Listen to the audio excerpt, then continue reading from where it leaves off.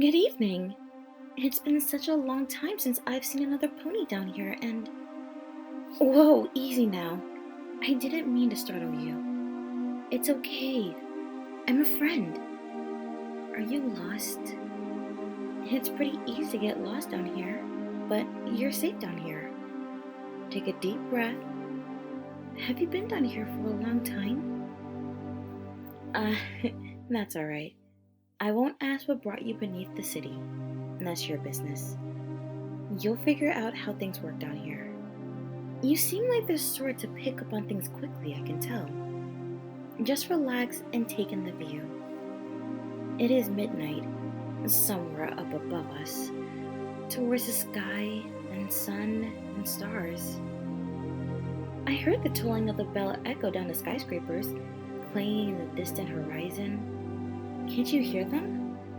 They're a little faint, but if you listen for them, I'm sure you'll be able to hear them. Of course, time doesn't really hold any significance. Since it's always dark, so we'd all be blind if we wandered outside the lantern's reach. But somewhere up above, I'm certain it matters to some pony. Follow me. I don't mind showing the way to newcomers. What kind of pony would I be if I didn't show you around this place I call home? It's the neighborly thing to do, and every pony could use a helping hoof sometime in their life. See the lanterns way up there? Some say they look menacing, with their pinkish red glow, but I think they look like fey lights, guiding me onward. I haven't seen the sky in months, but I remember it being blue, I think, instead of a common glow of the lanterns, hung on cables and wires and hooks, strung upon anything that'll hold them. Calm your racing thoughts, friend. So long as you stay in their light, you'll be alright. Aren't they pretty?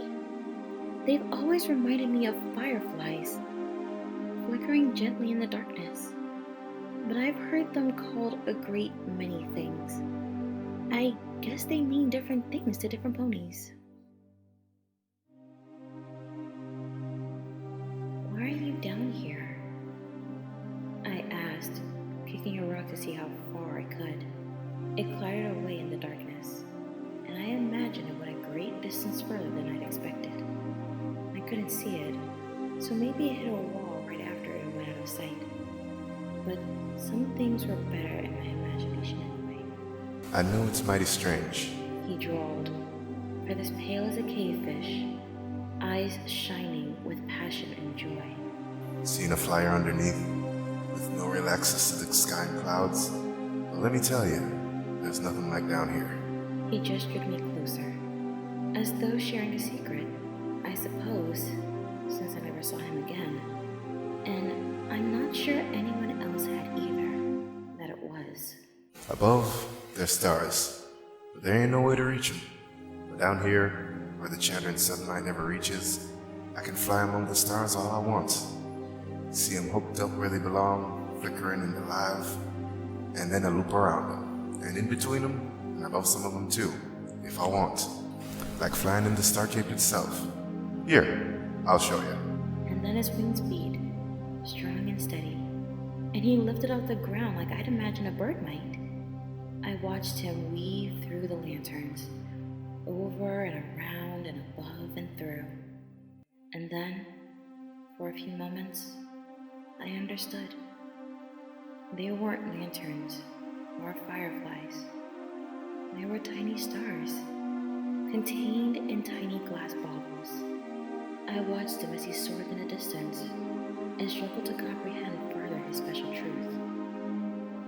I sat there and waited and thought for a while, till I could think no more, and until it was clear he wasn't coming back.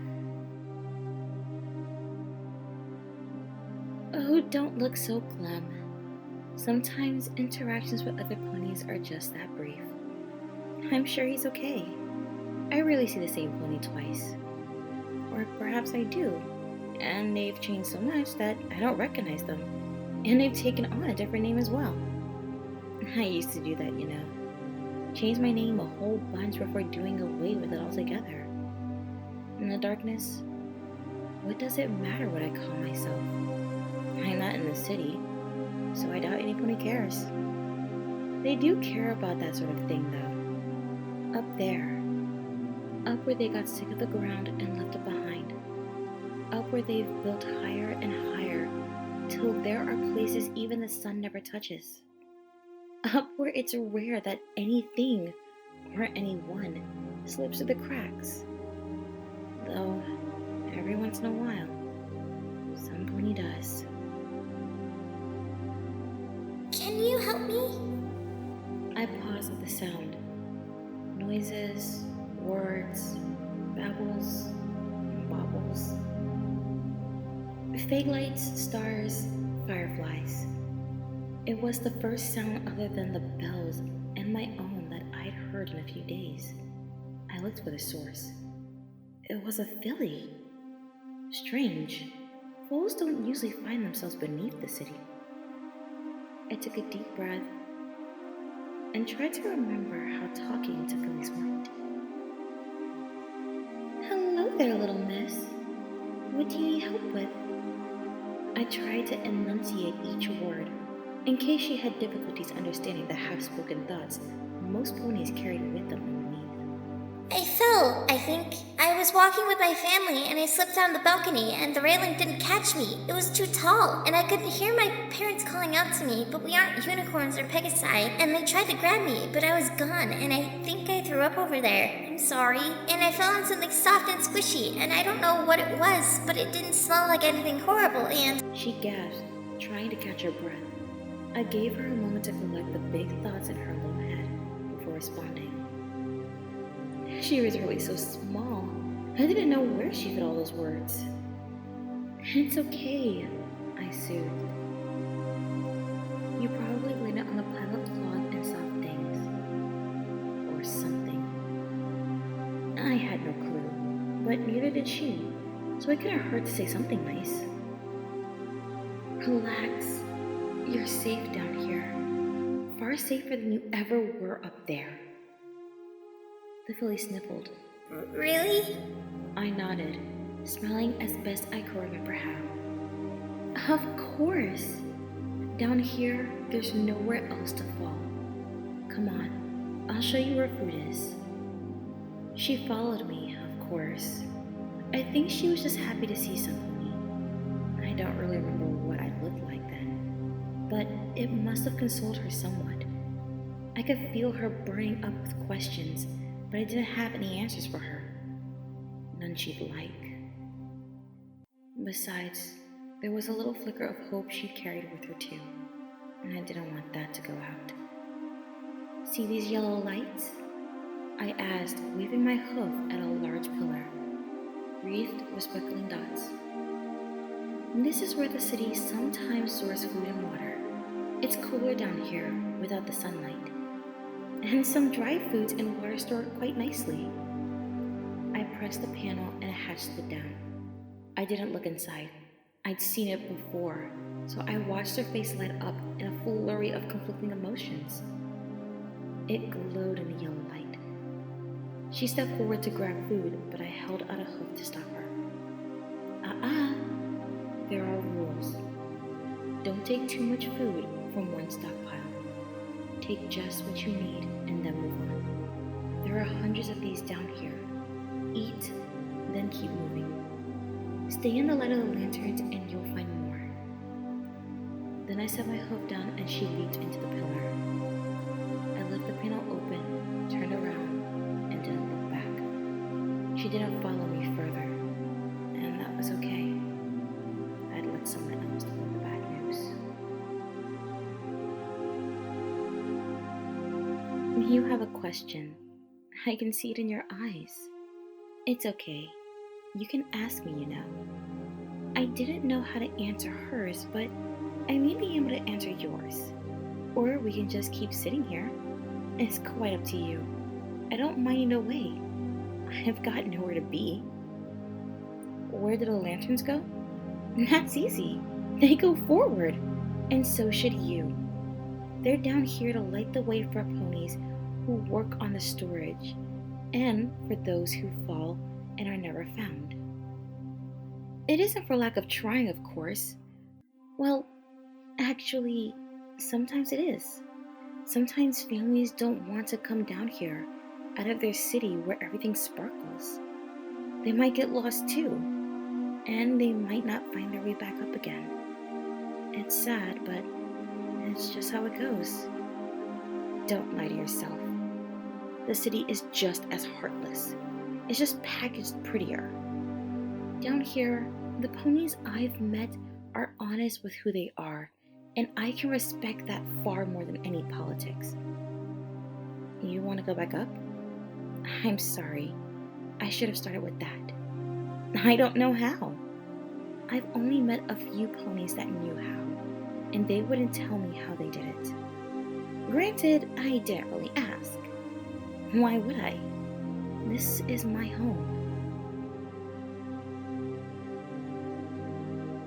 You light the lanterns then? I purred, watching the unicorn fiddle with something inside the glass ornament. Fade lights, fireflies, stars, whatever. Lanterns were whatever the viewer thought they were. The mayor said, her eyes never leaving the spell she wove into it. Gotta keep things safe for the workers, Immerse. I blinked, watching the tendrils of mana leave her horn like wisps of smoke. Am I the worst then? She looked me in the eyes and smiled wearily. She had freckles, but there was something far more intelligent in her expression than her cute face suggested. Fearlessness. It was refreshing to see some pony truly unafraid down here. I know you have a code and all, but I also know what you do outside the lantern's reach. Can't let too many of them burn out. Shrugging, I sat down next to her. Her fur looked soft, but I resisted the urge to lean into it. She smelled of lavender and something else I couldn't quite place. Some city scent even my nose had forgotten. Then, why, may I ask, do you only light some of the beneath? Why not let the whole place shine like the city above? The mayor sighed as the last cotton candy tendril of magic left her horn. The lantern lit up, bobbing from a hook on the side of the skyscraper that went up heaven knows how far. For the same reason we leave food down here, within reach and access for those that actually eat it. One of the sleeves of her apron had slid down her shoulder. I lit my horn, hidden behind glamour, and righted it again. She must have come down here for quite a long time, for she didn't flinch. And what reason might that be? Her horn flickered to life with a different spell, and I took a step back. She flashed another gentle, lazy smile, and it made my cheeks flush. Ah, camaraderie, freely given, lovely flavor. Because it's easier to let you live as you are than it is to find another place for you. You take care now. And then she teleported up. I craned my neck to watch the flashes of light as she went up, step by step, layer by layer, of the forgotten parts of the city, until I couldn't make them out anymore. They were stars too, of a sort, those flickers of light, but not ones I'd care to fly in between. I was already where I belonged. You're shivering. Are you cold? I'm sure we could find you something to warm you up. The stockpiles sometimes have jackets and things, you know. You might want to take a look. No, really, you look troubled. What seems to be the matter? Ah, you didn't know there were other things down here, did you? Are you looking for some pony? I could try to help you find them if you'd like. Maybe I've seen them.